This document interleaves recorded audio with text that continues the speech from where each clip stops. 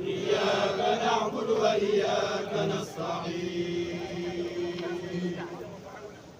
اهدنا الصراط المستقيم صراط الذين أنعمت عليهم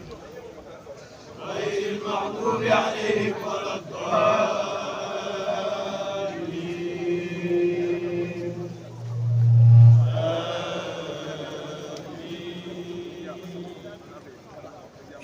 أستغفر الله ربنا الذي لا إله إلا هو الحي القيوم أستغفر الله الذي لا إله إلا هو الحي القيوم أستغفر الله الذي لا إله إلا هو الحي القيوم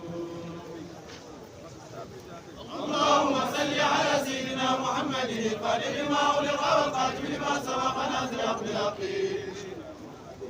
والهادي إلى صراطك المستقيم وعلى آله حق قدره ومقداره العظيم اللهم صل على سيدنا محمد الفاتح لما أغلق والخاتم لما سبق ناصر الحق والهادي إلى صراطك المستقيم وعلى آله حق قدره ومقداره العظيم اللهم صل على سيدنا محمد الفاتح لما أغلق والخاتم لما سبق ناصر الحق والهادي إلى صراطك المستقيم وعلى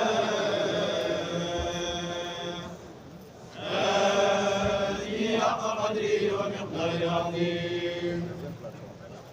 إن الله وملائكته يصلون على النبي يا أيها الذين آمنوا صلوا عليه وسلموا تسليما صلى الله عليه وعلى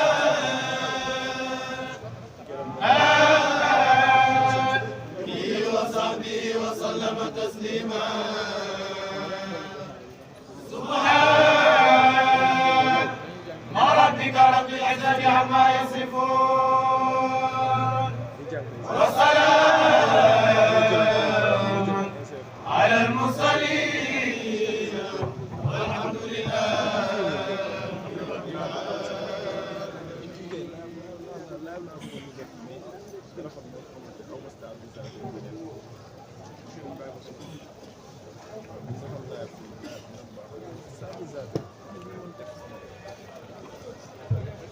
اغفر لأمتي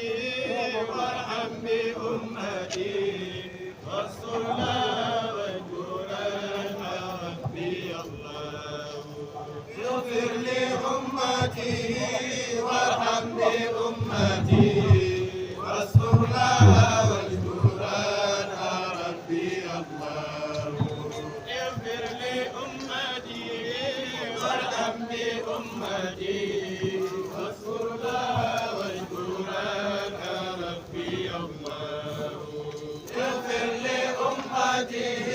وارحم بأمتي واسترنا واجبرنا ربي الله اغفر لأمتي وارحم بأمتي واسترنا واجبرنا ربي الله اغفر لأمتي وارحم بأمتي واسترنا واجبرنا ربي الله الحمد لله ذي تيسير يا الله مهما كان إله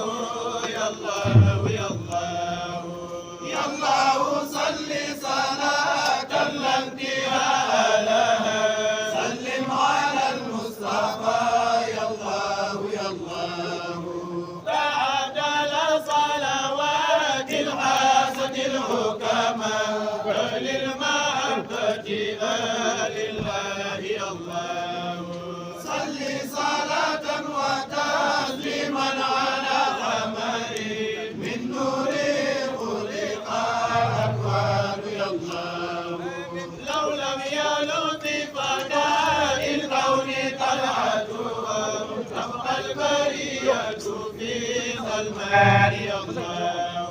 نور من النور قد أودعته حكما نفيد فيضا على الأخلاق الله نور أحاط به أنوار حاجبة عن الحقيقة كل الخلق الله نور مبين أتى نور المبين لإرشاد عباد جميعا ربي الله ما في البرية ما لم تسقي كرما من نور ربنا يا الله يا الله حقيقة الكون عين ثابت طلعتها إفادة الله نور الله يا الله صل عليه صلاة لا انتهاء كما لا للكمال انتهاء يا الله يا الله صل عليه صلاة سلما أبدا حتى كمالاته يا الله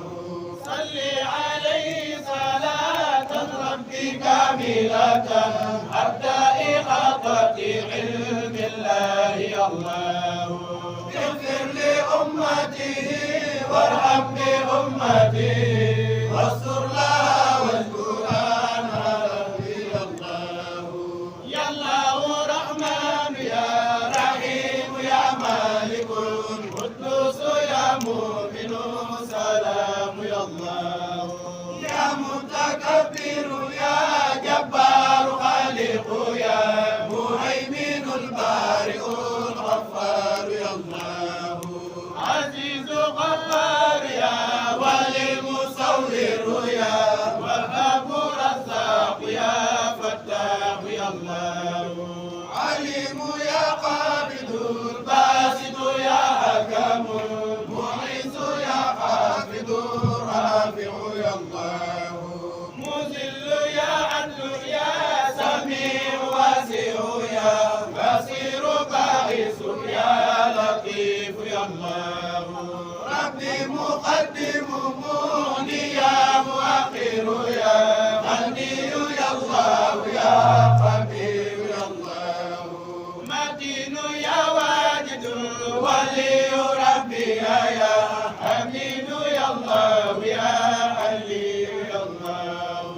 عليم يا حق يا وكيل ماجد يا غفور يا حي يا قيوم يا الله شكور جميع يا مجيد ربي يا كبير يا مقسط العظيم يا الله حمي مقسط المريد المبدئ الصمد المحيي المميت رؤوف البر يا الله تواب يا منتهى للواحد الأحد المانع يا دار يا نافع يا الله يا مالك الملك ربي ذا الجلال والإكرام زاهد البديع الهادي الله يا نور منتقم قاهر مقتدر مجيب يا الله يا ودود يا الله يا أول الآخر الكريم ظاهر يا رقيب قدير يا حسيب يا الله محيط يا الله يا جليل ربي ويا حفيظ يا الله يا حكيم يا الله عفو يا وارث الباقي رشيد ويا صبور يا ربنا يا الله يا الله بسر هذه الأسامي صلينا على سيدنا الحامد المحمود يا الله الفاتح المغلق خاتم ما سبق مسرى المكلم خير الخلق يا الله الناصر الحق بالحق جلي وإلى صراطك المستقيم الهادي يا الله ثم على الآل حق قدره قدرا مقداره عندك العظيم يا الله آمين رب تبارك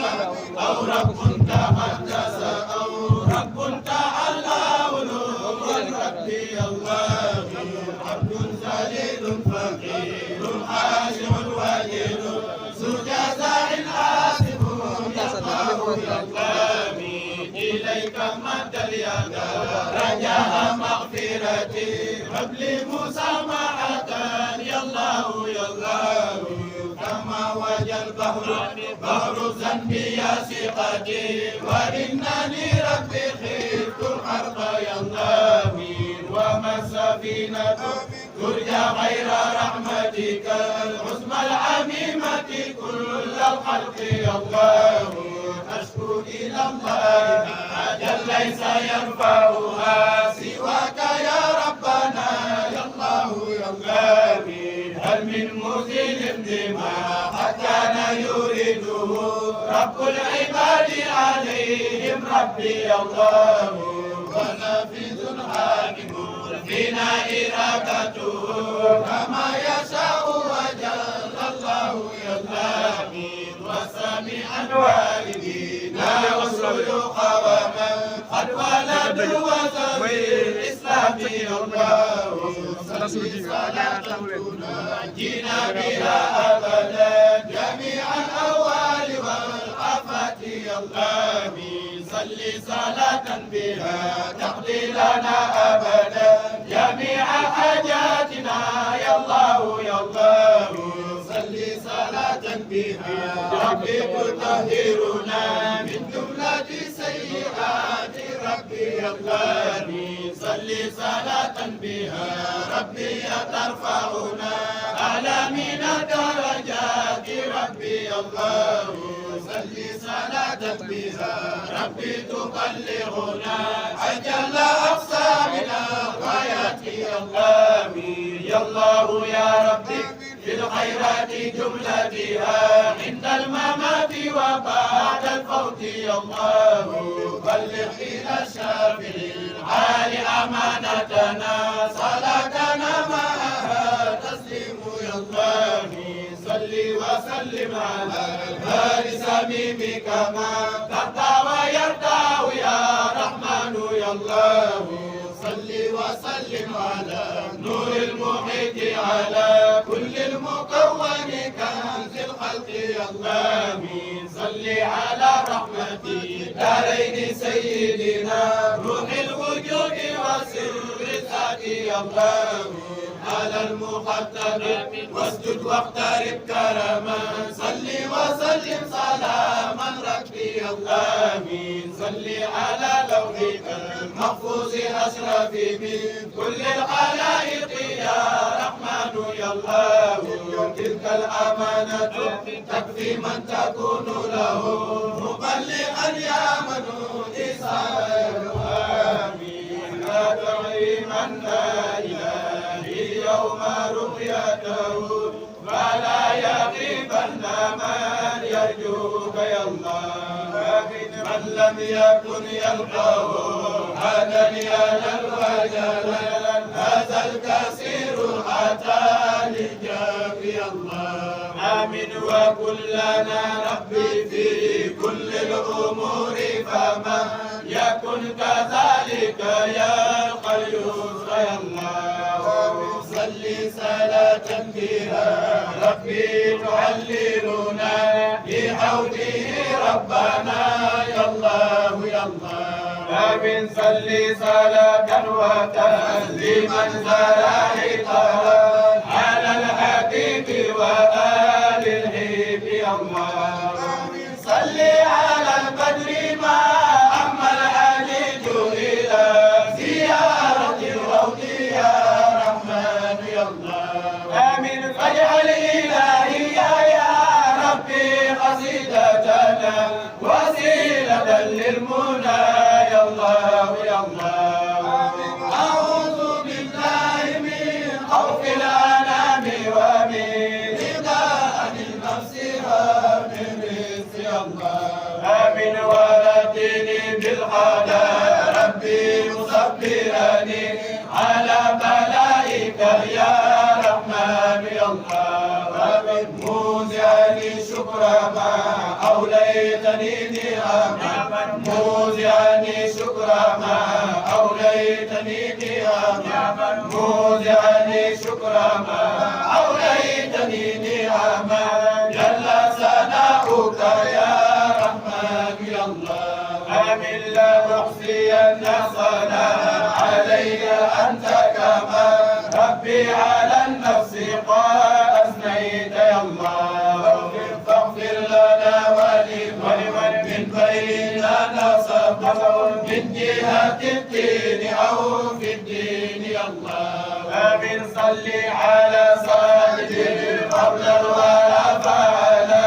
ب700 عام ربي الله صل على سيد قبل الورى فعلا ب700 عام ربي الله آمين صل على سيد قبل الورى فعلا ب700 عام ربي الله آمين واغفر لأمتي وارحم بأمتي واستر لها واذكرها ربي الله آمين يا الله عن نفسي لسير سيدنا الحاج مالك فيما يرضي يا الله آمين بلغ له كل مأمول مراقيه على مراتب آل الله يا الله آمين وقوي نوره على عبادته وعلى صحبه يا الله يا الله آمين ووفقا له بما لجودك للقبول يا ربنا يا الله يا الله آمين لما يفيد عليه من معارفه ومن مواهبه يا الله يا الله آمين واغفر لنا ولكل المسلمين وفي هذا الطريق آمين ربي الله آمين وشيخنا ومربينا محمد الهادي الصدق والإخلاص يا الله آمين بجاهك عليه صل ثم على آل وصحب وسلم ربي الله جل جلالك يا من عز عزته أسست نفسك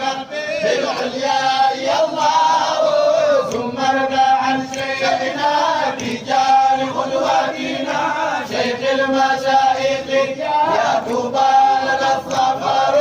وعبده نجد وسبحان الذي انتصر به طريقته يا حافظ الوزن اغفر لأمتي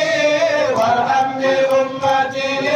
واستر لها واذكرها ربي الله آمين اغفر لأمتي وارحم بأمتي واستر لها واذكرها ربي الله اغفر لأمتي وارحم بأمتي واستر لها واذكرها ربي الله بالله بستنا يوم كفاي جبري كمام بدي جبري كمام كمين لي خارو بالله بستنا يوم كفاي جبري كمام بدي جبري كمام كمين لي خارو نبي يا رب نيوغي لي جان جاكل نسونيتا راقص قليبا موسى جبل جايليرو يا ربي نيوغي لي جان جاكل نسونيتا راقص قليبا موسى جبل جايليرو ميرك با الجنة با ميرك با كوثر با ميرك با شيخنا أحمد تيراني ميرك با الجنة با ميرك با كوثر با ميرك با شيخنا أحمد تيجاني ذكر با الجنة با ذكر با كوثر با ذكر با شيخنا أحمد تيجاني ذكر با الجنة با ذكر با كوثر با ذكر با شيخنا أحمد التجاني تيسير با الجنة ما تيسير با كوثر ما تيسير بكر شيخنا أحمد التجاني تيسير با الجنة ما تيسير با كوثر ما تيسير بكر شيخنا أحمد التجاني تجاني أمن سان محمد لابن سدوسان أبو المرم أبو الماس محمد مختار تجاني أمن سان محمد لابن سدوسان أبو المرم أبو الماس محمد مختار أكمل لنا نورنا واغفر جرائمنا تقضي هوائجنا يا واسع الرحم أتمم لنا نورنا واغفر جرائمنا تقضي هوائجنا يا واسع الرحم أتمم لنا نورنا واغفر جرائمنا تقضي هوائجنا يا واسع الرحم وصليا يا إلهي واجزيا أبدا أن محمدنا المختار في الخير آمين وصليا يا إلهي واجزيا أبدا أن محمدنا المختار في الخير وصليا يا إلهي واجزيا أبدا أن محمدنا المختار في الخير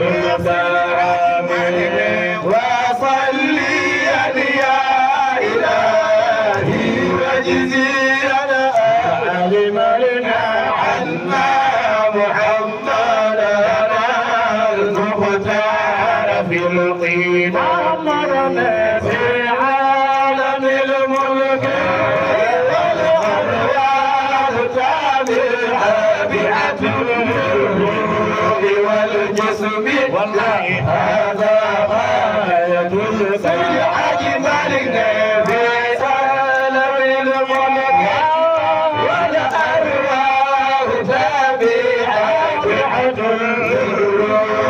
والجسم هذا غاية الكرم وكان محتجبا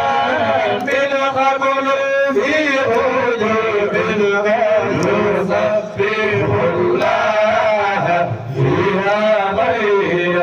صنعة ملك والحال في الملك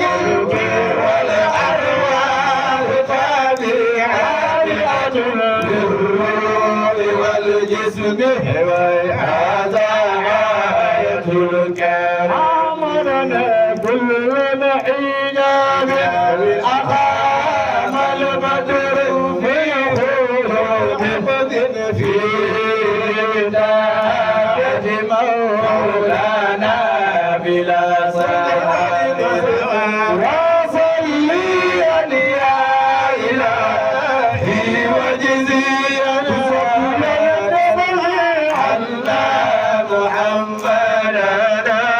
المختار في القيس المسن وكل عذاب وسبيحا يخص به هذه ترتيبها في حسن منصبا وصليا يا إلهي وجزيا عبادا بما عنا محمدنا المختار في الخير علم لنا فخطرات نية من قبلها ومزق ورحمة وسعادة لمسلم فقدرات منة من قبلها إذا ورحمة وسعادة لمسلم كرامة في الحد منزلة ذلة هداية ونبوة فلا تهيم وقدرات منة من قبلها عيد ورحمة وسعادة لمستقبل المصطفى ورفعة مولى سبحانه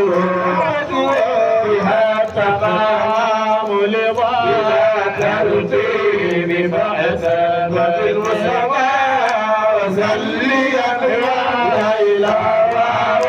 وجزيا الأبد عنا محمدنا المختار على صلينا بالمصطفى وخاتع الأمر الواو يا أنبياء سبق جميعا من النخلة والحور والرسوم المصطفى وسلم يا إله وجزيلا أبدا عنا محمدنا المختار في القدم أنت الذي خصصت كل محبة ولم يكن ذاك الوقت غيرك باقيا لدى من خجاب نور كان خجابه وبالكبرياء والعد أصبح راديا أيوة يقاجنا نيب دفني نيوما قال ينتي الله محمد صلى الله عليه وسلم أنت الذي خذت كل محبة صلى الله عليه وسلم ولم يكن ذاك الوقت غيرك باديا لدى من خجاب النور كان خجابه وبالكبرياء والعز أصبح راديا له الحمد والإيجاد جل جلاله والكبرياء والعز أصبح راديا له الحمد والإيجاد جل جلاله والكبرياء إذ أصبح راديا ما فقد المعدون مثل محمد صلى الله عليه وعلى آله وجاك مدينة ولا مثله قبل الخيامة يفقد لكل نبي في الأنعام فضيلة وجملتها مجموعة بمحمد والغمد كمحمد حبا تبس ينجين ما الفوز إلا في مديع محمد مسواء نجن كل بجاي محمد ما تبتغي ما خاب من يدعو بجاي محمد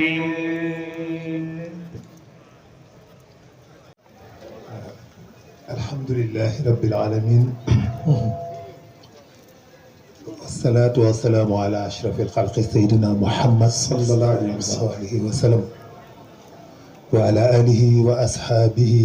ومن تبع هدى ورضي الله عن شيخ تيجاني ومن لنا إليه وسيل كاشف الحمم بارك الله يجلن لي زيار yéen waa université bi yépp di nuyu ñi nga nuyu léegi duñ ci jaaraat muy la xalif général di Tijane Serigne Babacar Sy Mansour waaye également xalifa Tijane yi nekk ci Sénégal yëpp ak ñu dul Tijane yàlla yàlla sàmm ñëpp bi jaahi Seydina Muhammad sallallahu alayhi wa sallam boo defee maa ngi jéggalu téléspectateur yi doon xaar Alkawn bu baax a baax ci erreur yi nga xam ne am na te muy commencé di bëri lu ñuy perturber émission Alkawn j'aime pas du tout te dootul amati waroon commencé 21h respecté wuñu heure bi affiché wuñu annoncé bande annonce buy traversé au moins pour annoncer que ni Alkawn dafa am retard mais di ngeen ko am dans quelques minutes même loolu peut-être même amul sax ci écran yi je trouve ça donc maa ngi jéggalu en tout cas ñi nga xam ne ñu ngi doon xaar ñëpp émission bi am naa ci lu ma metti trop di nuyu étudiants yi ñu fi fekk mbokki taalibe yi ñu fi fekk jullit yi ñu fi fekk mais di la nuyu bu baax Serigne Boub Mouhamed di la ziyaara di amaat mbégte mais di am également mbégte bu particulier parce que ñëw fii c'est un plaisir pour moi ñëw jàkkaarloog les étudiants et puis ñu indi thème bu doy waar en tout cas bu compliqué bu complexe qui parle de tout le temps et l'espace c'est un plaisir partager ko ak yéen ñu bokk ci waxtaan waaye comme ni nga ko waxee ñu ngi toll woon ci Seydina Muhammad sallallahu alayhi wa sallam avant ñuy dugg ci phase boobu tuuti ndax moom ci boppam mooy Alkawn moom ci boppam mooy l'univers moom mooy l'université parce que loolu wax nañu xaqul kawn li zaati tal'atuha afhal bariyatu fi zamaiyan waaw parce que baatu ñu koy wax sànq ci Taysiir law lam yalux fii fadaa'il kawni law lam yalux fii fadaa'il kawni bu dul woon ak cabax bi ñuy cabax ci biir kawnu bi ci biir l'atome bi nga xam ni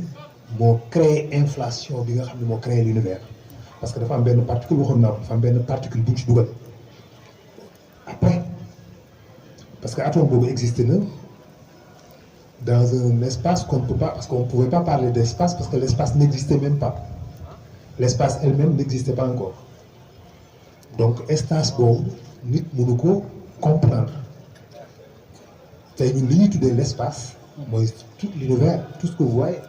ak li nga gisul étendue wu univers bi des milliards et des milliards d'années-lumière on parle de l'espace mais loolu yëpp dafa contracté wu ci benn point bu ndaw point boobu moom fan la nekkoon moom ci ban espace la nekkoon. est-ce que kon buy wax law lam yalu fi fadaa'il kawni tal'atuha afhal bariyatu fi zaq dafay théorie Big Bang foofu.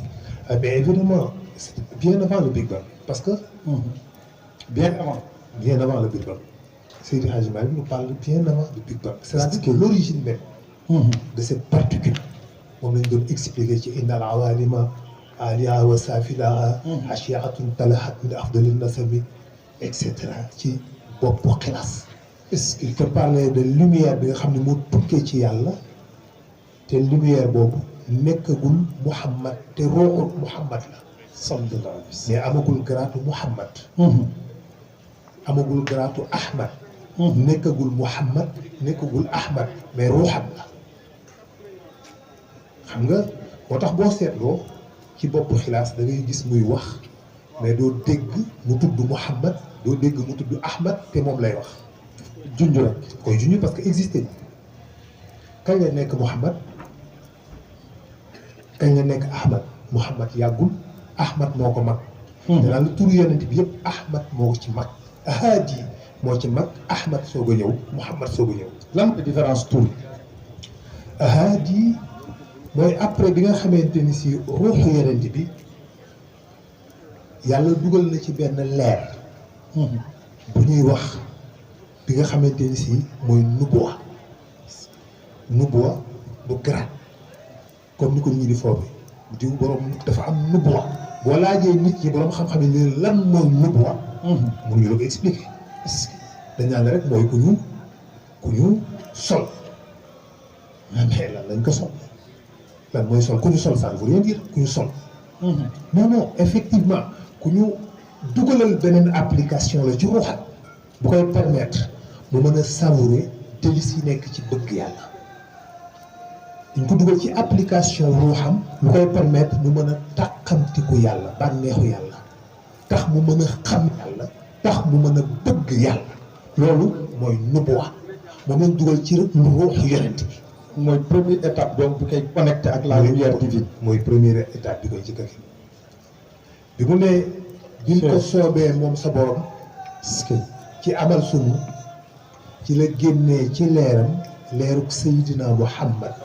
xam nga ba utiliser lu baatu terme Seydina Muhammad abaana min nuurihi abaana ci la feeñale min nuurihi ci leeram moomu yàlla ñu ne ko lu mu ci feeñal mu ne nuuru nabi leeru nubuwa ñu ne fu mu ko def mu ne al alami mooy ruux yonent bi parce que li ñu wóolu ñu ne ko loolu kañ la mu ne booba innal awaalima naka univers yëpp le multivers. il te parlait de multivers que plusieurs univers parce que univers bi ñuy observable l'univers observable ce que nous voyons les astres les objets les planètes les astéroïdes tout nga xam ni à l'infini nit mënul xam ba tey fan la yem immensité bi mënuñu wax dañuy xool ba gis ni fii la suñuy appareil ma yem mais xam nañu des na quelque chose encore si ginnaaw lu ñu mënul atteindre. Effectivement. Après plusieurs 15 milliards, 20 milliards d'années-lumière, il y a toujours des objets célestes, des étoiles et des planètes, des galaxies. Le lieu représente 3% de l'univers. Le reste, c'est le vide. L'univers est vide, il n'y a rien. Parce que 3% c'est matière visible, c'est-à-dire les astéroïdes, les planètes, tous les gaz, ne représentent que 3%. Et vous avez 27% de l'énergie noire et 72% de l'énergie noire et 27% de matière noire. Donc c'est du vide. te yi ngay tudd yëpp univers yi ngay tudd yëpp ak yi ngay tudd yëpp énergie yooyu yëpp mu ngi amee ci leeru yonent bi. loolu yëpp mu ngi jógee ci leeru yonent bi waxaguma la ko parce que après étendue bi la après inflation bi la après Big Bang bi. ci la soog a réalisé wu. mais loolu yëpp dafa condensé woon ci benn point bu tuuti. da ko yàlla defoon. mu lay expliquer Seydi Hadji Malick di lay expliquer ñu déparé ci yàlla parce que fi xam-xam li ñuy wax le mur du temps en tout cas le temps de Planck mooy à partir de cet atome moom l'atome primitif la ñeen ni dañ ko tuddee singularité bi li nga xam ne le point zéro parce que le singularité point zéro en physique on ne peut pas dire que ça existe ça n'existe pas il y a toujours quelque chose mais amuloo beneen tout boo ko mën a tuddee effectivement. Donc, point zéro boobu densité bi c'est des milliards et des trillions de milliards de tonnes mais moo gën a tuuti catu pousse température yi si nekkoon tàngaay bi c'est des milliards et des milliards de degrés Celsius c'est-à-dire 10 puissance 43 degrés Celsius donc c'est des milliards et des milliards de degrés. Comment est-ce possible benn point bu tuutee noonu mën a am masse boobu ak température yooyu ak fu mu jógee kenn xamu ko parce que yàlla moo ko goqee loolu laa la ko mën a waxee. mais particule bu tuuti boobu di flotter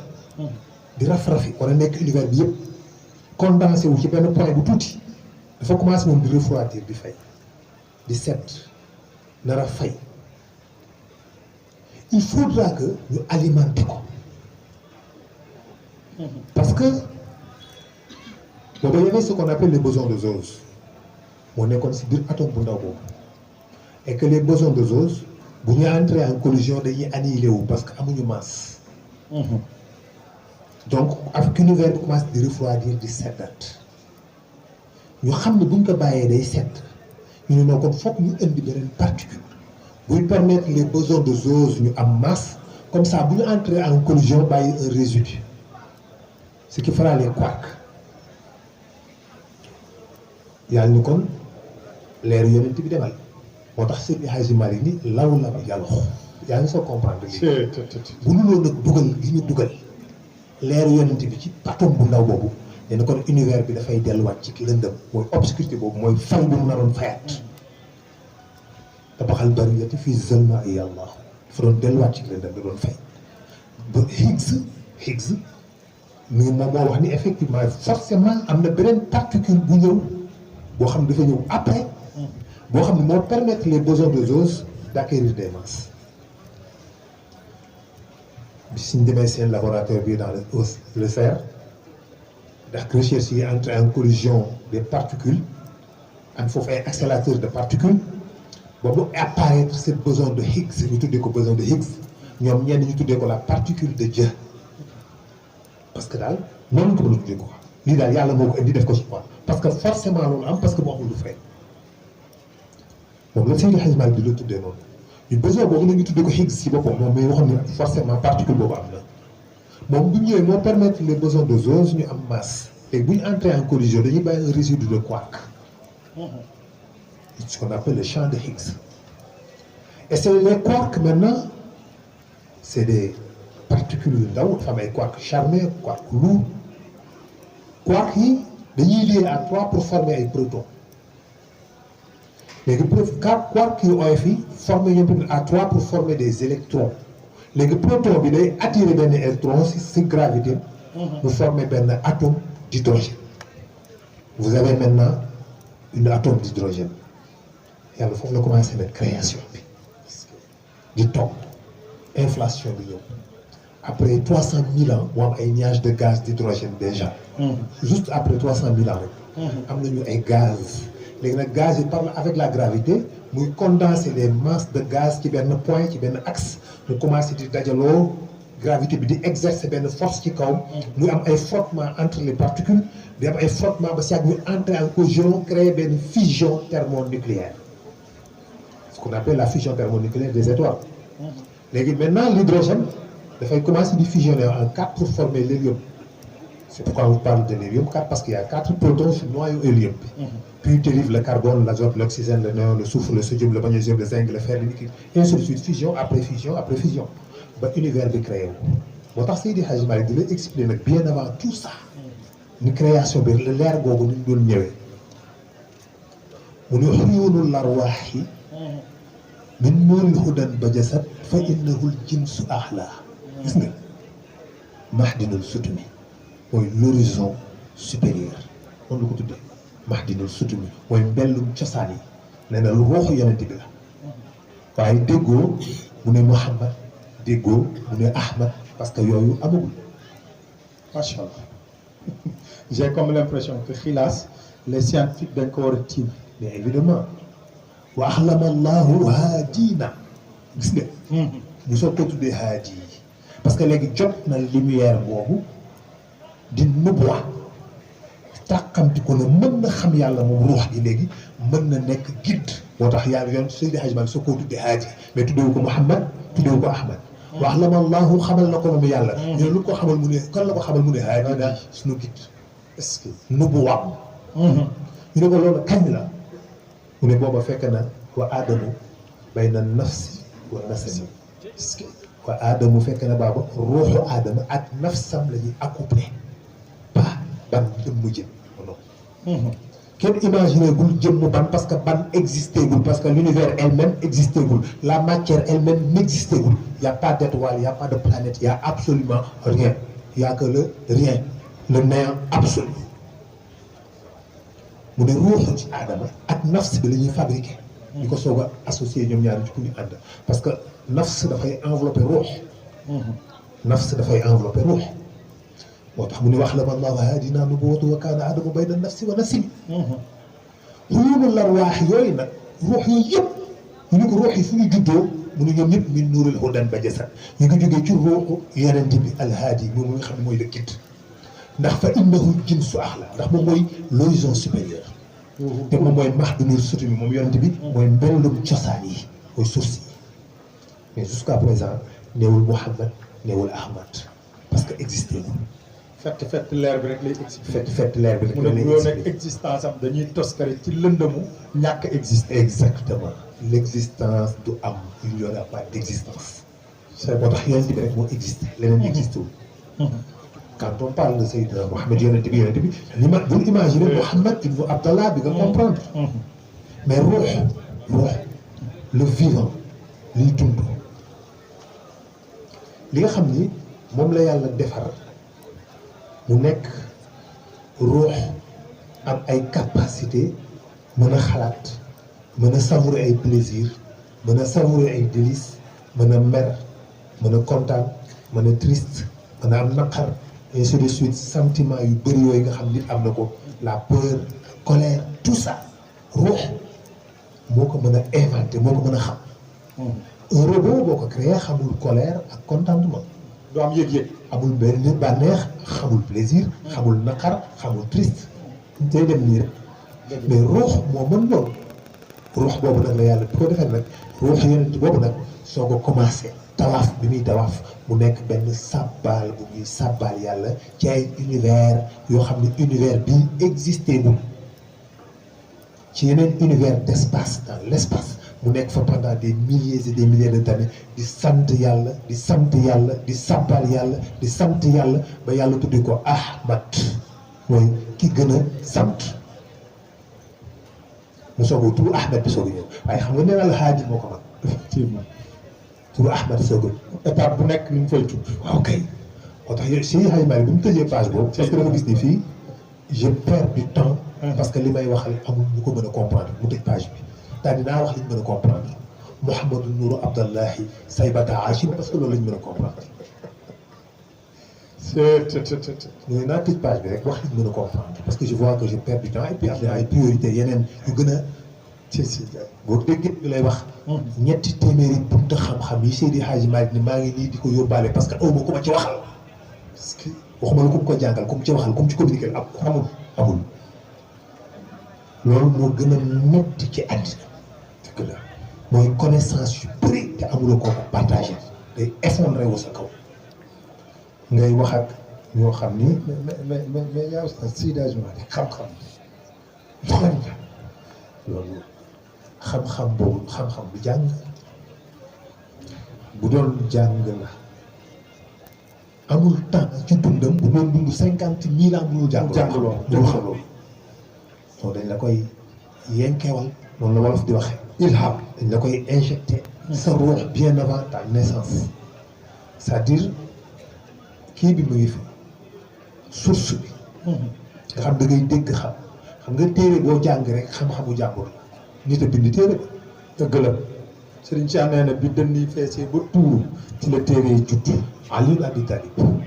yonent bi nee na moom mooy buntu néegu xam-xam man yonent bi may néegu xam-xam Ali mooy buntu Ali ban téere la jàng laaj leen ko borom xam-xam yi Ali ibn Abi Talib ban téere jàng téere yëpp ginnaaw lañ am bi te moom ci boppam bokkulul alxuraan te yonent bi nee na mooy buntu néegu xam-xam moo ëpp xam-xam yi te jàngul benn téere kon xam-xam la nga voilà nee na su ma yàlla mayoon fan wu gudd moom Ali Abi Talib dinaa génnee safara ci ndox est-ce que xam naa nag thème bi moom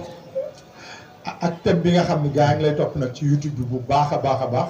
ñu ngi ciy woo ñëpp mais dafa am lu nga xam ni tey ci daara ji lañ nekk daara ju mag ji te da indi ñoom benn thème muy le temps et l'espace jëndul ki ngay waxtaane ah bien sûr sallallahu alayhi wa sallam. dama bëgg bu ñu tëjee foofu parce que dañu def lu jafe mooy ñoom ñëpp dañu àndandoo te de waa kër Baye Niass yi dañ leen bëgg a jox ñu ñëw ci xëy la maam Baye bu ci ñëwee ba pare waa kër Cheikh Omar ñëw ci mais loolu yëpp dafay dugalanteeg wax ndax il y aura des questions et des réponses parce que tey ñu ngi ci daara ji le professeur est là ci biir campus bi waaw boo ñëwee université rek naan ay question boo yi nga xam ne seen bopp yi xam-xam kese non booy xoolal dañ may poser ay questions yu kenn ci ñoom nooyiwu parce que tellement c'est intéressant xam nga xam-xam nekkul ci ki koy wax mu ngi nekk ci ki koy déglu c'est important man naa wax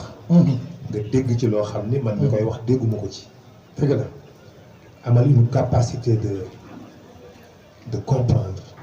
d'écoute de réflexion d'attention nga am xam-xam c'est tout macha allah nangul creuser nangul rechercher nangul réfléchir c'est pas facile ci jamono bi ñu dund na dëgg la c'est pas évident effectivement parce que vous n'avez même pas le temps macha allah te espace boobu amuloo ko calme boobu amul tranquillité boobu amul dañ leen envahir rek des ondes négatives des énergies négatives vous êtes tout le temps perturbé agité énervé parce que environnement bi onde électromagnétique téléphone yi écran yi tout ça dafay contribuer dafay jouer ba tax doo am temps pour mën a réfléchir sa cerveau bi day gaaw a sonn nga am ay métti bopp ay palpitations ay ballonnement ay méttitu ndigg ay méttitu ndigg ginnaaw parce que y a tellement d'inflation parce que vous avez tellement de cortisol dans le corps cortisol l'hormone de stress mooy provoqué ci seen yi gis ngeen am méttitu bopp yu tar yooyu ngeen di am ak palpitation yi ak ballonnement yi ak méttitu ndigg yi ak seen ndigg ginnaaw gi fii ci wetu épaule gauche bi jam ci biir li may wax ñoom ñi ñëpp dal la leen xam nañ ko macha allah loolu moo koy cause donc macha allah vraiment jërëjëf professeur yaakaar naa ni am na solo kon nag dañuy jox rek waa kër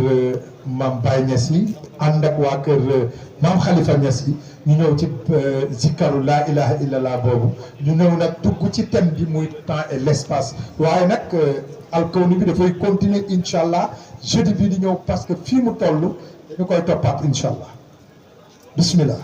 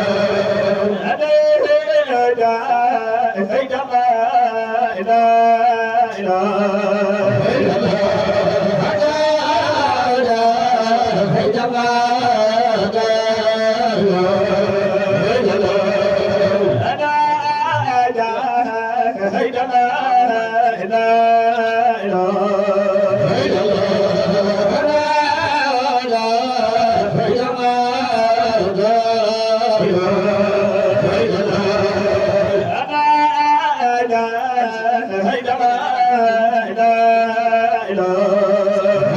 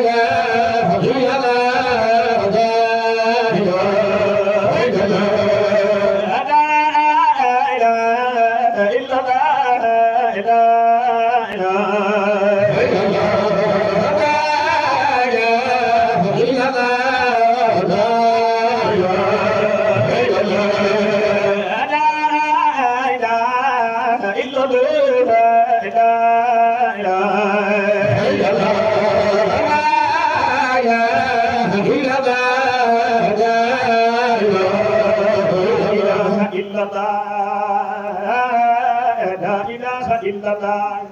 لا إله إلا الله لا إله إلا الله لا إله إلا الله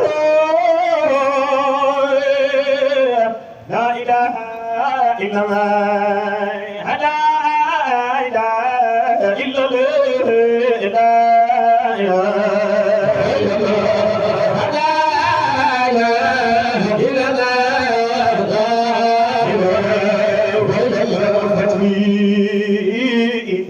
بحكي وقتلات جميع رجال القيم بالتخت قدائي فما قطع في شرقي والغرب فتفلاي إلى مكة إلا بذم ذرائي بين ولله وحيل يوم حيل محمدا سرى سره فيها كلي وروائي وأهل الزمان كلهم فأنا قيام سوى من قرأ نهجي أسيرها لا إله إلا الله لا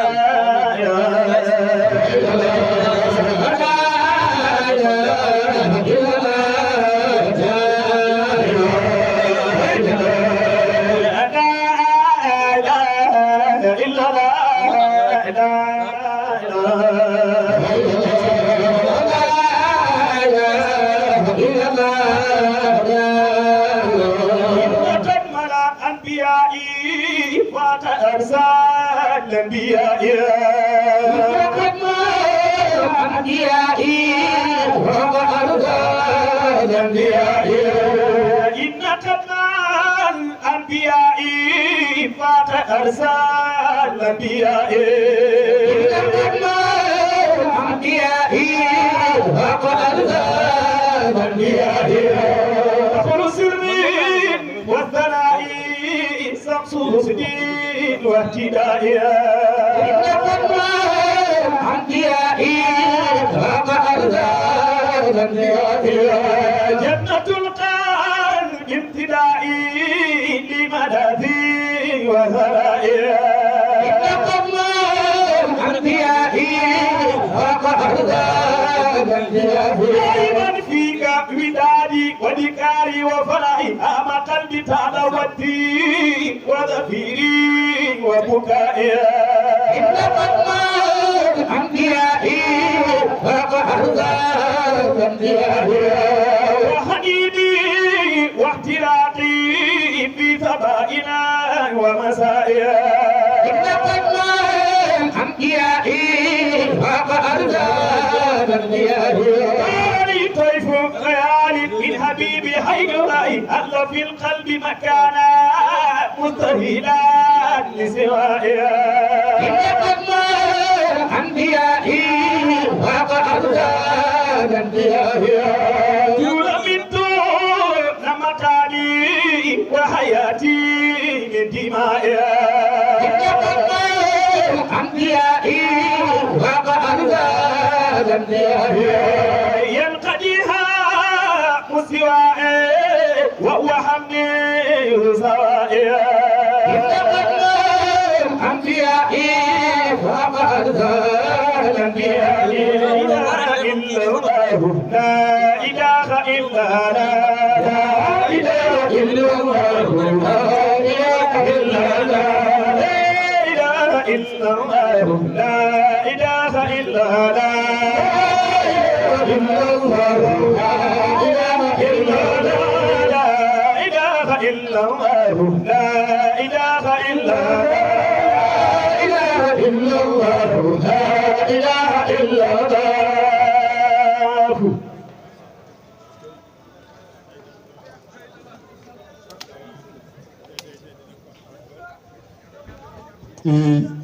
li nga xamante ni dégg nañ ko fii ndax le PDG toujours dafay wax ni fexe leen ëttu këru diine yépp gis seen bopp ci télévision bi ndax taxawaay boobu mooy taxawaayu diine boobu mooy taxawaayu tarixa bi waaye taxawaay boobu mooy taxawaayu maam Cheikh Seydil Hadji Malick yàlla na yàlla wéral baat yi am na solo professeur yaakaar naa ni ñëpp a ngi bég ci waxtaan bi waaye ñu ngi waajal lu solo fii ci université bi mooy suba war na am xarit juma bu mag a mag a mag xam naa bu ñuy tëj président dina ci ñëw waaye tamit ñoom it ñu décider rendre hommage le PDG waaye rendra le hommage Malika TV Leeru Maodo ci port bi nga xamante ne tey am na ko doon na ko ci diin gi ak njàngale maam Cheikh Seydi El Hadji Malick rawatina Seydi Cheikh Ahmed Tidiane mu mel ni nag ñu tànn thème bu am solo muy le temps et l'espace tudduma ko léegi ci espace bi nga xamante ni dafay dem jusqu'à l'infini doo xam fu mu yam tey boo doon tënk temps ak espace ci thème bi avant question di ñëw nan nga ciy wax barakallahu loolu nag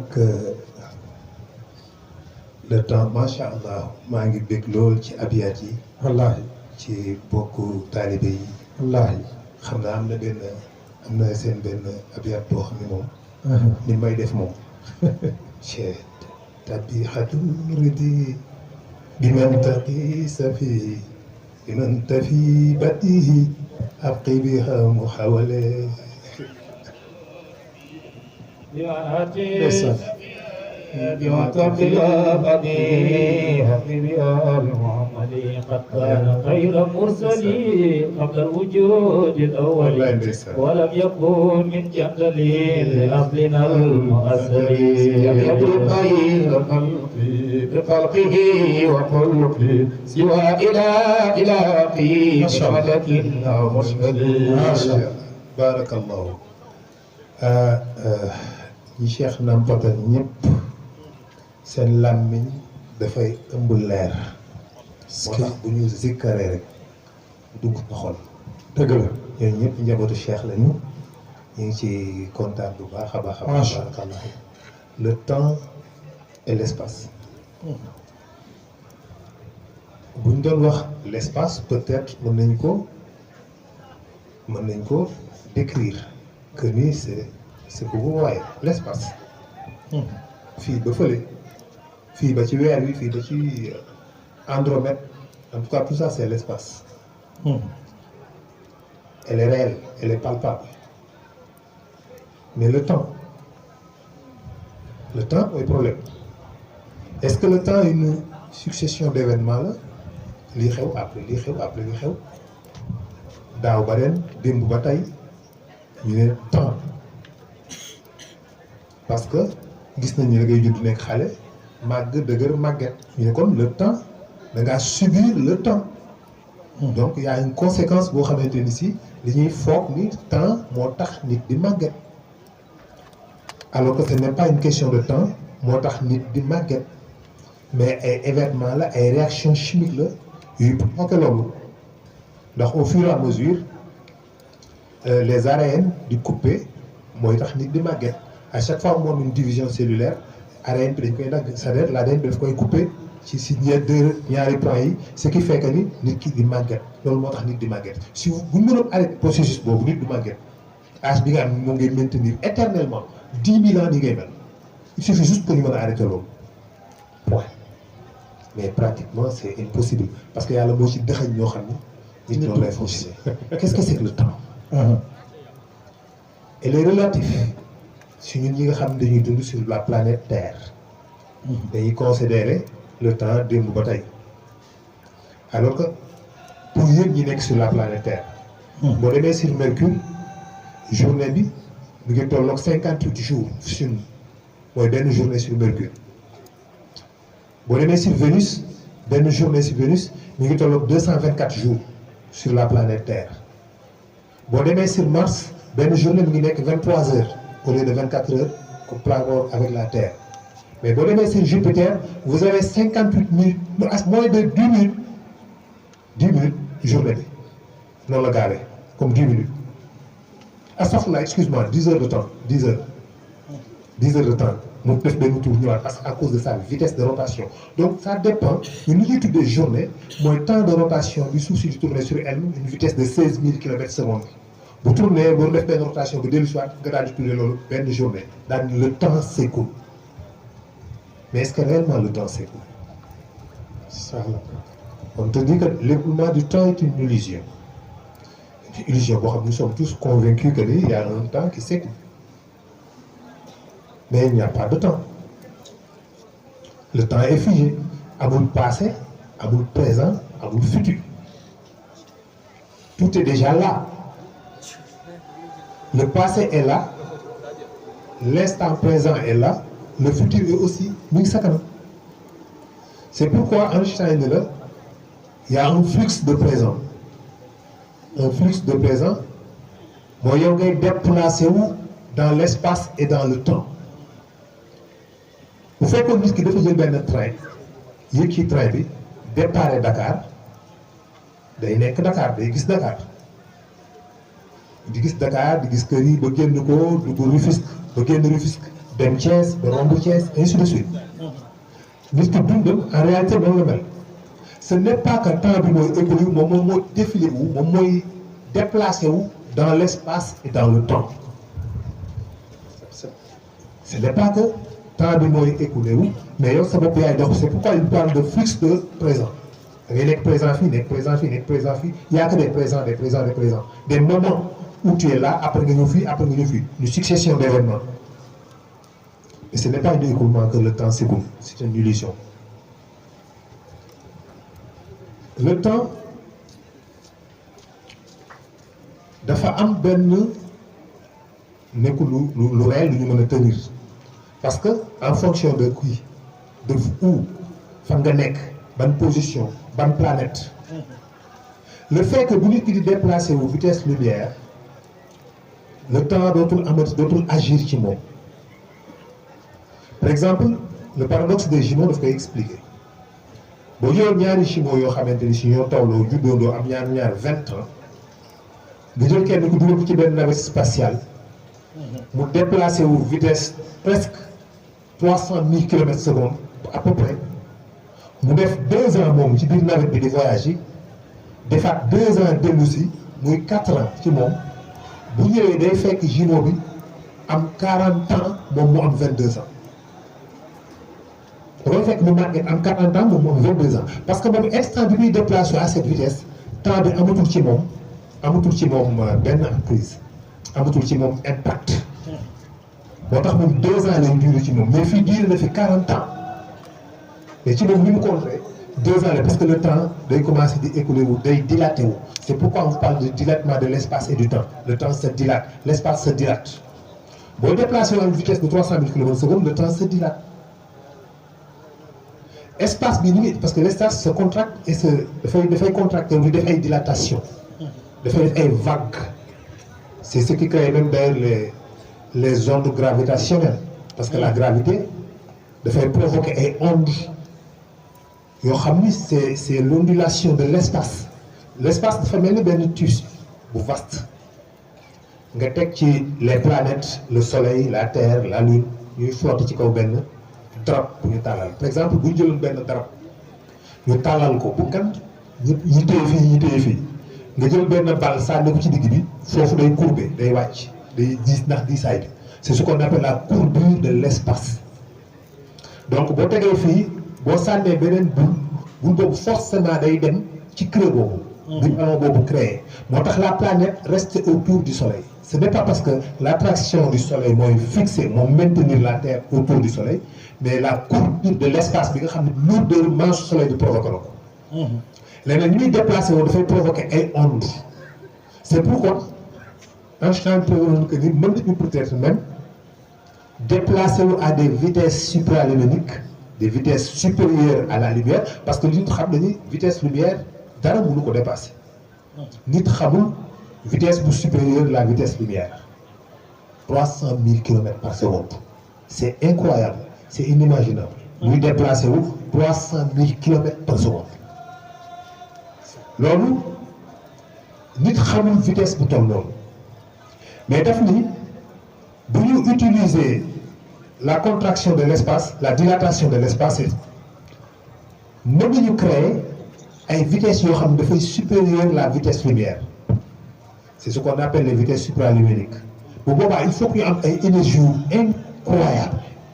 mën a provoquer ay bulles de distorsion ce qu'on appelle les bulles de distorsion dafay créer ay vagues c'est comme si que l'espace dafay créer ay vagues c'est comme un surfeur buy surfer ci ay vagues xam nga surfeur bu nekk ci kaw vague yi vitesse bi muy déplacé wu du moom amul moteur mais vague yi mouvement vague yi moo koy propulser buy dem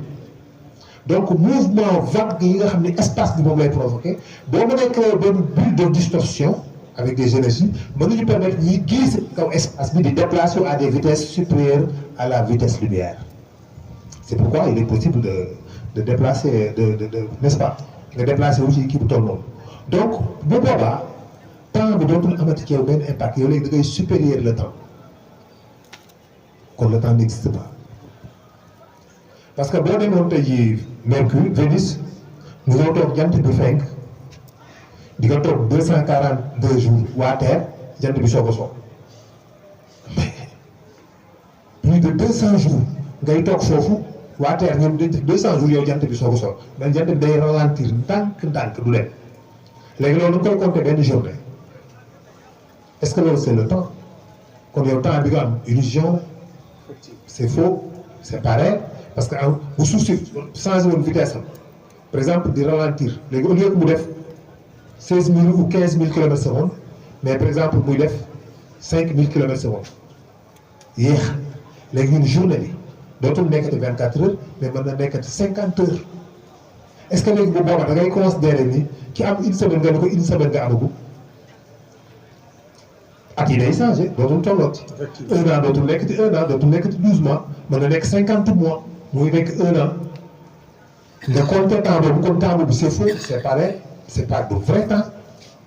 amul un temps universel bu réel bu palpable boo xam ne moo nekk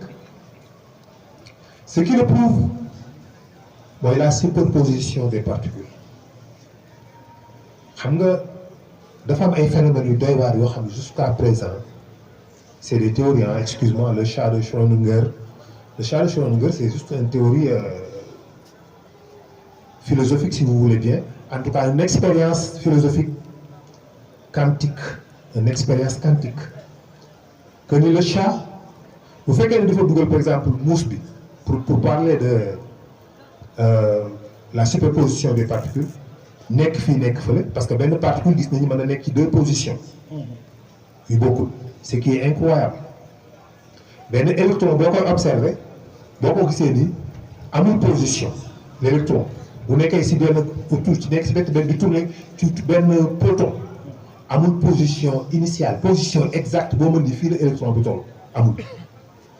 mais boo ko observer ci lay soog a créer benn position mais avant amul position la position nulle elle n'existe pas c'est comme magie comme lu luxus boo ko xoolee boo ko observé mu créé benn position ndax nee ni fii la nekk mais en réalité nekkul buy déplacé wu day nekk onde bu dalee fenn nekk benn particule te buy déplacé wu bu nekk particule mais bu dalee fenn ci lay soog a nekk particule ça c'est magique kenn mënu comprendre loolu mooy lan léegi la superposition des particules fait que ni c'est comme l'intrication quantique l'intrication parce que benn particule bu intrigue ak benn particule bu nekk à 100 milliards d'années-lumière ñoom ñaar dañuy fonctionner même exact loolu moo lay wan différence bi loolu moo lay wan li nekk ci diggante waa Ghaybu ak ñi nekk ci fii ñi nekk Barzakh ak ñi nekk fii ni ñu amee contact direct bu gaaw ak yow automatiquement boo da ngay dégg ñun la yonent bi Abu Jahl daf ni ko tabban lakka mooy bi mu ñëwee wootee dajale leen këram wootee est-ce que su ma leen waxoon am na njëgg buy ñëw di ngeen ko gëm ñu ne ko waaw waaw ndax yow loo wax dëgg la est-ce que su ma waxoon ni romains yi ñu ngi leen di song wala waa Perse yi ñu ngi ñëw di xeex yi di ngeen ko gëm ñu ne ko waaw waaw parce que yow mosoo wax amul loo ma sa wax am na mu ne gëm leen yàlla daat ngam nangam ñu ne Abu Jahl ni ko tabban lakka perta nga ñeel na la ci sa ñañ bi ngi jox sa yàpp yi sa boisson yi pour jéem ñu convaincre perte nga yàlla ni ba pare xaaxtandiku tufli ko yàlla ni Jibril demal tufli bu ko dal est-ce que parce que bu yàlla toogee foofu naan Jibril dawal gaaw bala kaa tuflit bee dal mais tuflit bi dal na bu yàgg ba passé ba bu ñu fàtte ko Jibril di soog a am intention ñëw mais c'est l'intrication mu nekk foofu automatique la parce que yàlla du communiquer ak voix ak ay malaakaam les collègues bu ñuy wax da ngay dégg malaaka yi dañuy toog déglu yàlla naan diw demal fële nga nangam nangam non non ay frottement la ay traitement la maanaam li ñuy wax ñu ba juddoo ba tey yàlla ak malaaka mën nañ ko wax ci benn fraction de seconde ñu wax ci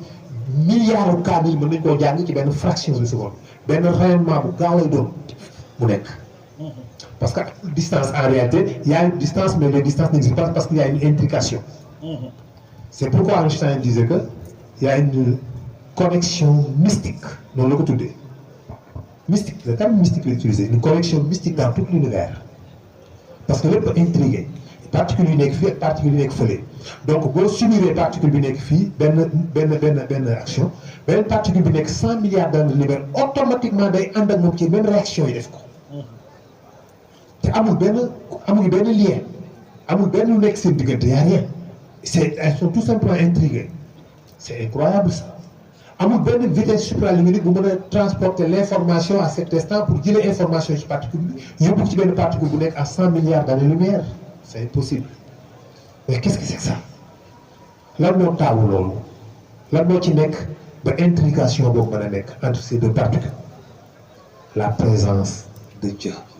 effectivement ndax moom moo nekk fépp mooy issu de l'espace yooyu yëpp mi ngi tegu ci kattanam ci puissance yàlla ndax moom moo créé ci boppam li mu créé ëmb ko ci boppam li mu créé ci boppam moom yàlla moo ko ëmb ci boppam présence am moo nekk fépp moom mooy l'énergie noire moom mooy la matière noire effectivement parce que moo wax ni moom yàlla maa bind asamaan te maa koy yàwwi à l'infini maa bind asamaan ba pare maa koy yàwwi à l'infini mooy l'expansion de l'univers parce que l'énergie noire mënuñu ko xam li tax ñu tuddee ko énergie noire ce n'est pas que parce que dafa nekk lu noir mais parce que tout simplement mënuñu ko identifier benn appareil mënu ko détecter benn dara mënu ko gis même la matière noire elle-même mënuñu ko gis jusqu'à présent amuñu benn appareil bu ko mën a détecter pourtant construire nañ lu nekk defar nañ ay laboratoire yoo xam ni 2 kilomètres ci biir suuf si en cela benn laboratoire bu nekk Canada boo xam ni 2 kilomètres la sous la roche pour capter les ondes gravitationnelles pour voir aussi ba xam les neutrinos dañuy traverser la matière quasi directement ba xam dañuy traverser globe bi quoi c'était pour ça mais en même temps pour observer les particules de matière noire pour mën tout simplement mën a identifier benn particule de matière noire mais il peut pas c'est impossible dañuy gis rek ni muy traverser la matière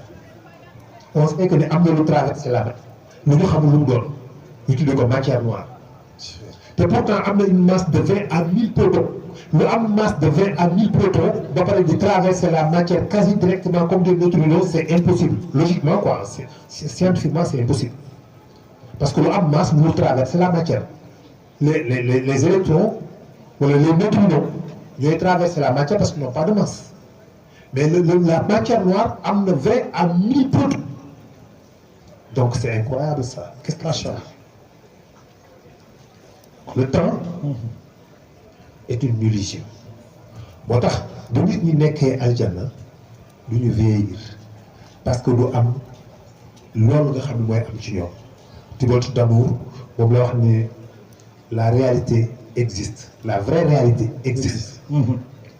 mais elle existe hors du temps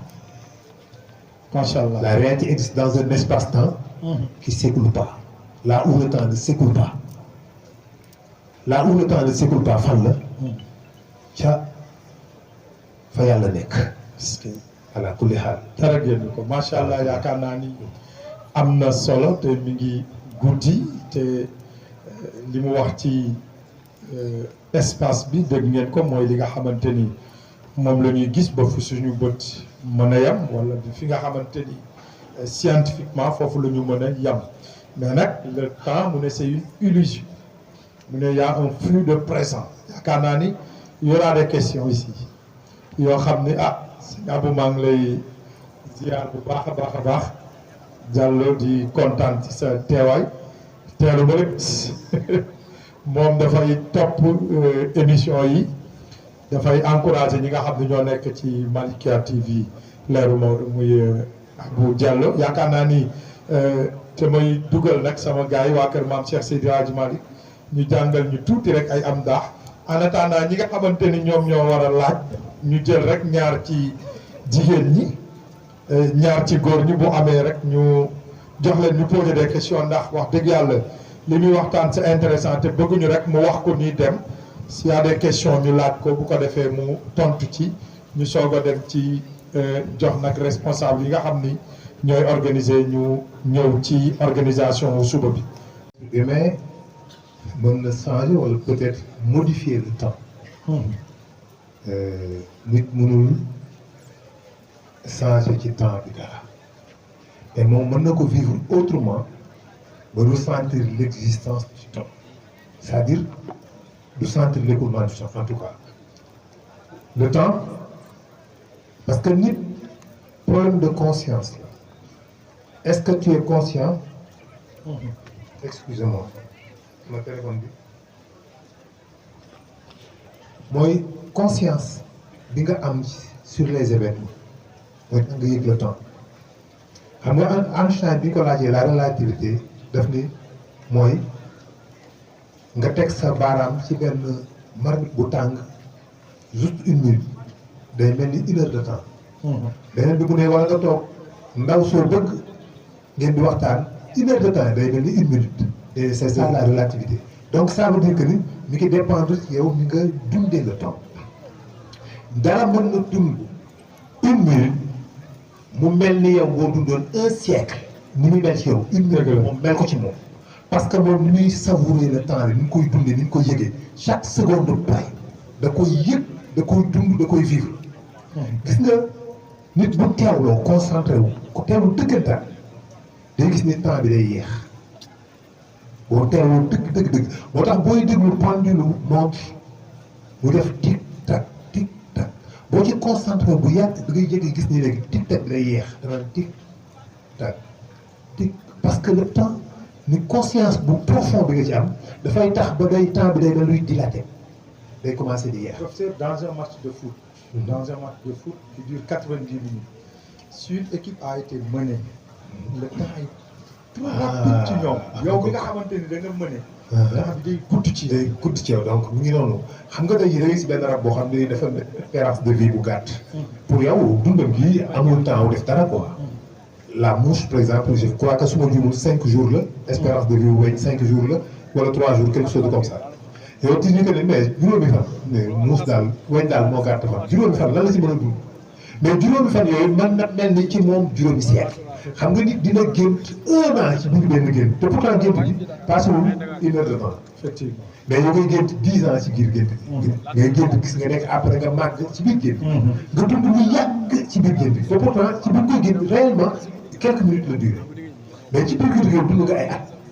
c'est-à-dire c'est ça l'écoulement du temps mooy ñu ngi ko dundee ci conscience bu ñu ci am ci écoulement temps bi moo tax nit mën na sentir temps gudd wala mu gàtt ci moom mais moom mënul modifier temps bi mais moom mën na modifier impactam sensation yëg-yëgam ni ñuy vivre le temps à tel point que temps bi day yaatu wala le temps si je te suis bien on ne peut pas l'observer. on ne peut pas l'observer. donc on ne peut pas le définir. non on ne peut pas le définir. on ne peut pas définir le temps que ni yow li nga mën rek mooy utiliser. au champs wal xamru bi usbaan jant bi ak weer pour mesurer le temps gis nga le mot temps existe wu dans le Coran amul wala asr tàkkusaan la saa jour la waqf ci arab mooy waxtu mais le temps en tel que tel point boobu ça n'existe pas effectivement donc voilà. donc su ma mënee am question parce que ñu ngi may signaler waxtu bi ñu. ziar bu baax nag ñi nga xamante ni tey ñoom ñoo fi toog muy daayira Kout bi nga xamante ni daayiratu Rachidine ak Tijaniya bu Kout ci abnaaw xale Tijaan bi lañ bokk suñu mbokk Abou Diallo tam mi ngi fi bu daara Mam Maodo Seydina Alioune Dieng Mouhamed Bachir Fam ñooñu ñëpp ñu ngi fi soxna Tabay. Question Mohamed Bachir Fam. Pourquoi le Coran jure-t-il par le temps? waaw oustaz Abou maa ngi koy nuyu di ko ziar bu baax di ko bégal lool. mu koy bàyyi xel bu baax day sax. mu nekk défenseur u xadara bi bu baax bu mag a mag a mag a mag. waaw déglu nag témoignage bu rëy bi nga xamante ni. Serigne Moustapha def na ko ci moom bërki démb. macha allah waaw defal ko njaboot gi yëpp nag. ala kulli haal. je vais bien aimer xam naa ni bu ma soñoon xale yi bu ñu dajeeg ñii sax. tarixa bi la ñuy waxtaan. dëgg si jamono ji c'est très important. non dinañ fi ñëwaat. c'est dommage que voilà mais je vais préférer que ñu waxtaan ci loolu. les dangers yi nga xam ne moo si nekk. effectivement. voilà mais pourquoi yàlla di giñ ci temps wal asr maa ngi giñ ci tàkkusaan ñun ñu définir ko le temps. yàlla dafay giñ ci biddéew dafay giñ ci jant wa shams wal xamaru wa nujum yooyu daf ciy waat pourquoi muy waat ci objet yooyu nga xam ni moom moo ko créé pourquoi waat dafa nekk loo xam ne day définir ni li may wax certitude la maanaam loolu waat bëgg a wañe dara du ko dindi léegi métaphore loolu mooy lan yàlla donc bu la bëggee wan ni lii ma lay wax ma ni yàlla dëgg la gu dara du dindi dafay jël loo xam ni xam nga ko werante woon existence am kon gëm nga ko ak certitude te mënoo ci loola dara mu wàcc mooy dëgg gi ma la wax doo ci mën dara jant bi kenn werante wul jant bi am na wala amul ñëpp daa ko ne jant bi existe mais kenn mënul ci jant bi dara est-ce que gis nga ñun la wéree ni jant bi mënoo fexe ba du jóg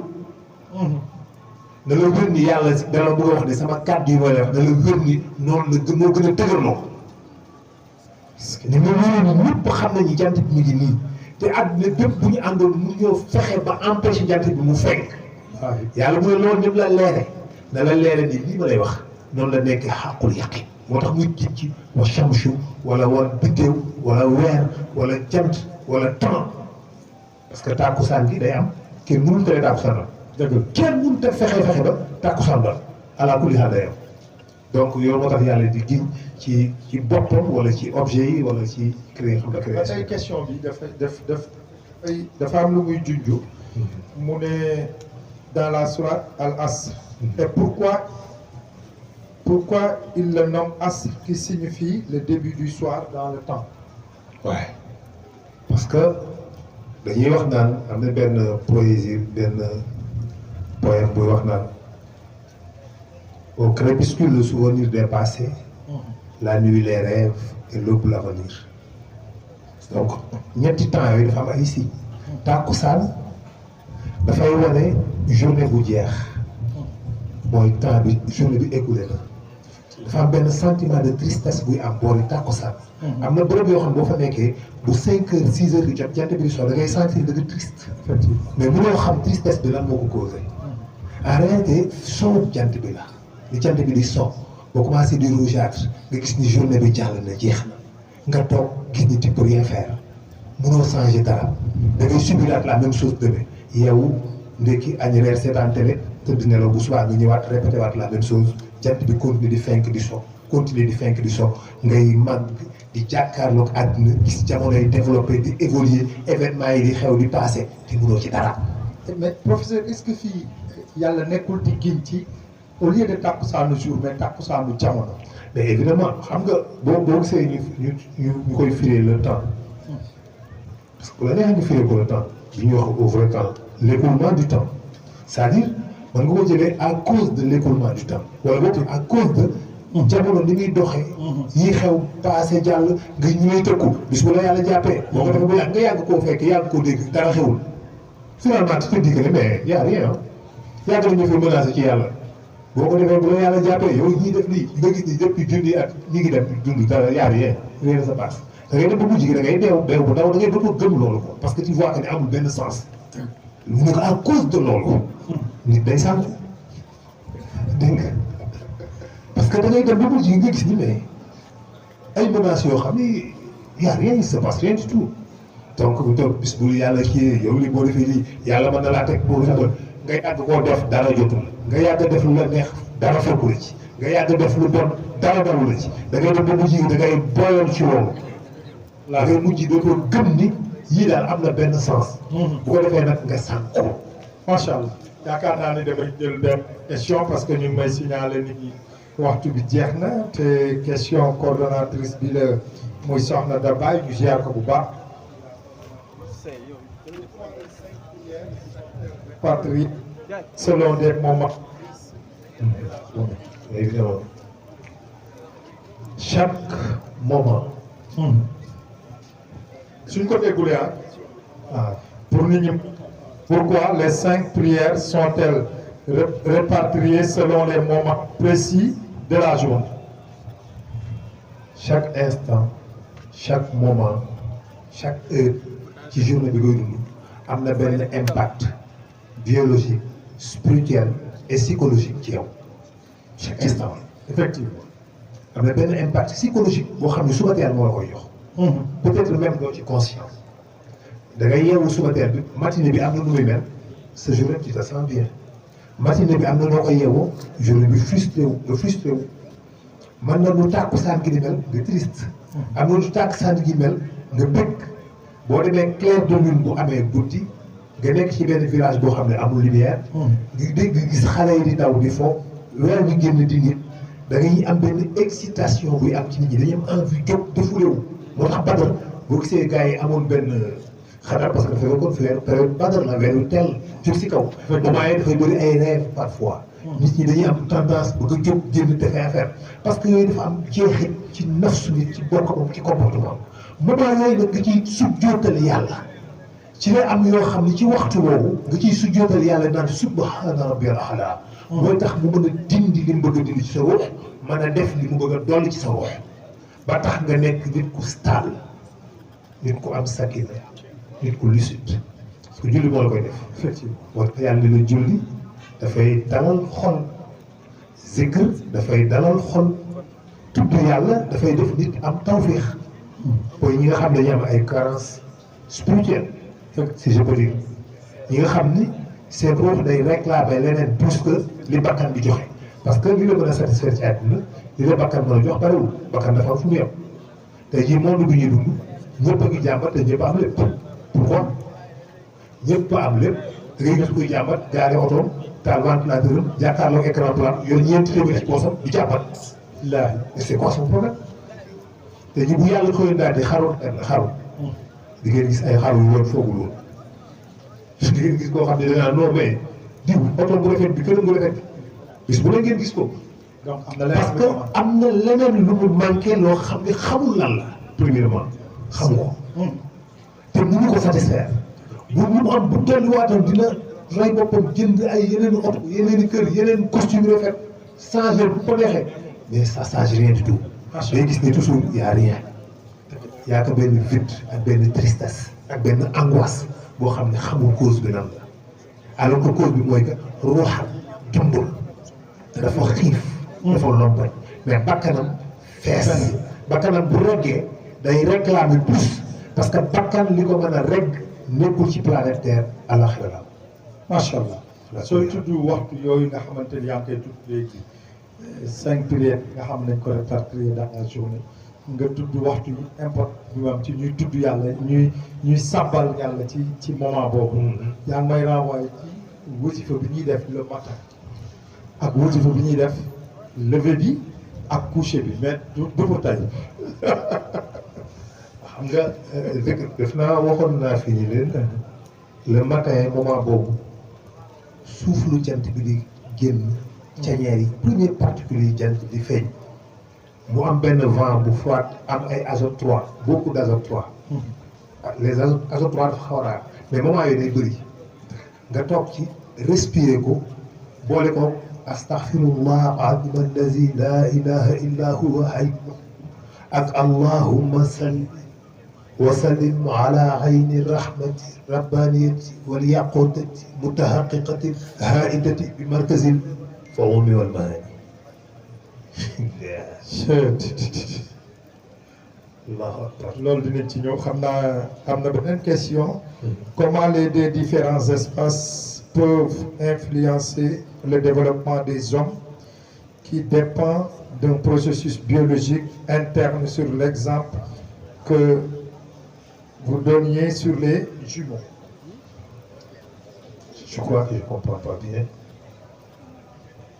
Comment les deux différents espaces mooy ñaari espace yi nga tudd sànni. Voilà. ci ñaari jumeaux yi. Ok. loolu lay laaj. waaw parce que temps bi biologiquement. ki nga xam ne moom départ na di déplacé wu vitesse bu proche vitesse lumière. réaction chimique yi doon am ci yaramam dañuy ralentir. li mu doon def ci 1 minute da koy def ci 2 heures de temps. tam du gaaw moo tax du màgget. effectivement loolu rek la tey boo demee aljanna tamit ñu dugal ci beneen dimension boo xam ni c'est pratiquement ça. doo màgget moo tax doo màgget da nga fay nekk 4 milliards jeune éternellement jeune. ala kulli haal. donc mu am une dernière question. Quel est le lien entre la Kaaba et la centralité de l'espace musulman? Ah ça c'est compliqué. rôlu Kaaba gi. ci jullit yi. xam nga dafa am yoo xam ne yàlla moo ko xam. la Mecque Makka yàlla moo ko fa samp. Kaaba gi fa mu nekk. Kaaba ga fa nekkoon bokk fa yàlla di def nit amul. Kaaba gi moo jiitu lépp bi suuf si di génn la génnee waale Kaaba or bi fi nekkoon bien avant Adama. pendant des milliers et des milliers d'années ay malaaka yi rek ñoo fi nekkoon di ko tawaaf parce que nit amul Adama amul. xam nga suuf si ni mu sosoo boo gisee di yàlla ñu ñoo tàllal suuf maa ko doon benn explication ils n'ont pas compris ñu defee ni mooy suuf si dafa tàlli doo sphère non suuf si sphère la. mais dañoo déplier suuf. lemmar ci suuf si dafa génnee ci biir suuf xam nga su ma leen suuf dafa nekk tey boo vidéo les océans waaw kay boo vidéo géej yëpp ba mu set wicc da ngay gis planète dañuy jël beneen forme day ay creux yoo xam ne day dem 11000 mètres 11 kilomètres de profondeur 12 kilomètres de profondeur remonté waat mais da ngay gis continent yi nekk ay plaques de terre yu tegu nii mais continent yooyu bi ñuy génn yamee boobu suuf si lépp planète bi yëpp ndox la amul terre fenn léegi nag suuf si plaque tectonique yi dañuy entrer en collision yi mais yenn yi di yëkkati di comme ni muy génnee les montagnes comme ni muy génnee les volcans muy génn di déplier wu di génn di déplier wu di génn ci biir ndox bi suuf di déplier wu pendant des millions et des millions d'années ba créer benn super continent bu ñuy wax la Pangée d'Arthur-Wenger. Après nag le mouvement des plaques tectoniques glisse li ñuy glissé wu ci biir suuf si commencé fissurer plaque de terre yooyu mu créé mu détaché ko mu nekk ay continent tas ko ci plaque bi léegi nag Kaaba gi bu suuf boobu di génne la génnee wàlla Kaaba gi mooy tax la Mecque mooy ndeyu dëkk yi boo gisee alxuraan wax ni moom mooy ndeyu dëkk yi. parce que moo njëkk a génne wàll moo tax kuur la moo tax doo fa dégg du yomb nga dégg fa ay tremblement de terre. wala ay tsunami parce que foofu dafa stable moo tax yàlla ni dëkk bu wóor bi. baladel amin parce que dëkk bi dafa garantie bi nekkul parce que kenn mënu faa yàllaa koy protéger bu fa bëgg a bombat non mais parce que boppam ak moo am kaaraange sécurité boo xam dafa stable. doo fa gis ay volcans yu explosé doo fa dégg tremblement de terre doo fa gis tsunami parce que dafa stable boo tax mu ne baladel amin léegi nag bi mu génnee la génne wàlla Kaaba or bi Kaaba boobu nekk dafay des millions d'années ay malaaka rek di ko tawaaf macha allah ba après. ci tuufaan bi wax na ko yàlla soog a seet yóbbu ko Ibrahima bi mu ñëwee loolu la yëkkatiwaat tabaxaat ko mu nekk Kaaba gi mais position boobu am na lu ci yàlla def. ndax position bi nekk dangay bañ loolu mu jël suñu temps bi dafa nga wax. position bi Kaaba gi nekk la Mecque ni mu nekkee boo utiliser les nombres d'or par rapport entre le pôle nord ba si Kaaba gi le pôle nord le pôle sud ba si Kaaba gi nga diviser ko daf lay jox le nombre d'or daf lay jox le nombre d'or maanaam yii noonu voilà. macha allah yaakaar naa ni Ndiassé foog ñu am beneen jataay daayira bi nga xam ne dañu ñëw directement ci tarixa bi c'est très important di mu fi waxtaan tey mbokk yi ñu fàttali leen ñu ngi fii ci U4 di waajal nag xarit juma bi nga xamante ni demain les étudiants Tidiane ñu ngi rendre hommage suñu PDG